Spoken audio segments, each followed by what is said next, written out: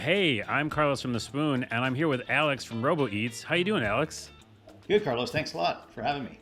We'll start off with something simple, like, just for the people who don't know, maybe explain what you're building over there at RoboEatz. Yeah, so RoboEatz is actually what makes it unique is that it's built by restaurateurs first, and we already have a restaurant open that's completely autonomous, and we're gonna have a second one open in about 6 weeks. And what's different is it's everything from prep to plate. So it does everything from preparation to cooking, heating, hot and cold foods. It cleans all the utensils and it serves it and is all a customized meal. So literally, it's a complete autonomous robotic kitchen in a box. It's just so cool to see everything just kind of working like how I thought it would be in the future. It's here and it works and it's live. It's fantastic. And so I think it's called the Arc 3. Is that the main system you're working with? That's right. So autonomous robot kitchen, Arc 3. That's right. So it's gone Ah. through a couple of different revisions. I mean, this is the final prototype that we have in market, which is now live. But we had two iterations of this to get us to this journey. And it seems like it doesn't take up too much space, right? Like, what are we looking at dimension wise?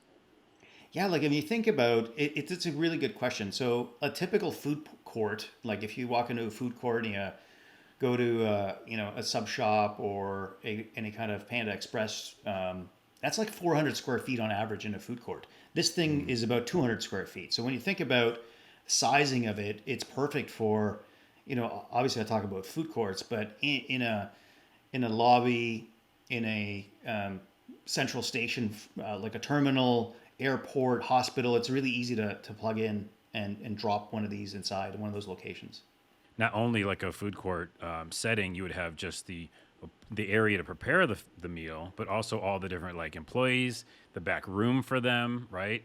That's right. So we get this quite a bit, but we have about it can cook about 1,000 different meals, hot or cold different dishes. So it's almost like a dark kitchen, if you will, because you can cook bowls, salads, pastas, all in one shot and spit it out. And it's got four cookers, so it can actually cook four meals simultaneously. And it takes about 30 seconds to 25 seconds, depending on the meal. That was a question I had for you. Is like obviously it's going to know the difference between the different types of foods. Then, do you have like how does that work? Like how does it know if you want to switch out the ingredients that how to work with those different ingredients? So that's a good question, Carlos. So the software is the real nervous system behind it all. And the way, if you see the video, you'll see it grabs from containers, little cartridges, and some of them are in ambient temperature, some of them are cold temperature, depending on the ingredients. So it's all pre-programmed. So if you want to, chicken stir fry, it'll grab based on the menu that it's created. So the base first, or the sauce second, or the sauce first, depending on the menu, and it'll cook that food based on what you want it. So if you want it extra spicy, you can dial up the spice. But if you, let's say, are a diabetic and you want to reduce your sugar, you can go in and reduce the sugar in the meal. Another application I think is really interesting is all the different places you can put this. And I looked on your website, and the schools were one of them.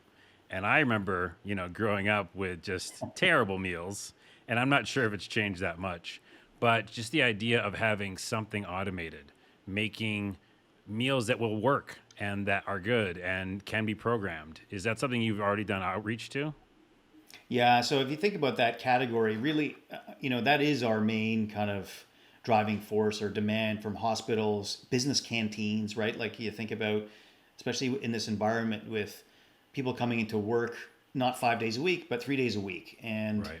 so campuses absolutely, because it's 24/7 culture, like same as a hospital. Like imagine in the pandemic that you have to wait or you couldn't get food because something closed at 6 p.m. Like really, and that's what happens to students, right? Yeah. How much ramen noodles can you eat?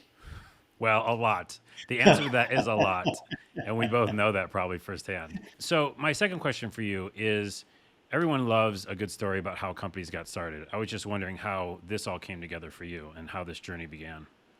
Yeah, so this is actually a longer story because the founders are are in Latvia. So they're restaurateurs. They got a chain of restaurants that they started, and then they started dabbling in robots. And I got involved to help. kind of centralize this to make it scalable for the world. So now it's there. It's North American based, office in Canada, office in US, one in Europe. But the biggest thing for us, it's not, I don't want to say it's like MIT grads building a science experiment. It's really built for restaurateurs in mind for the restaurant industry. So you think about, okay, cleanliness is so important, hygiene is so important, waste is so important. So all the things that you might forget about because it's all about getting the food out, but the taste, texture, vital for this thing because the food, it's hard to see it when you're doing, virtual shows, but Right. I've tasted it and it is phenomenal because it's from restaurateurs. Yeah, that's important because again, your final product is what you're going to be judged on. So Absolutely. yeah, and I did look a little research on you and saw that you have scaled a business before, quite successfully. So I think they Yeah, picked the right person for that. that's awesome. Thanks, Carlos.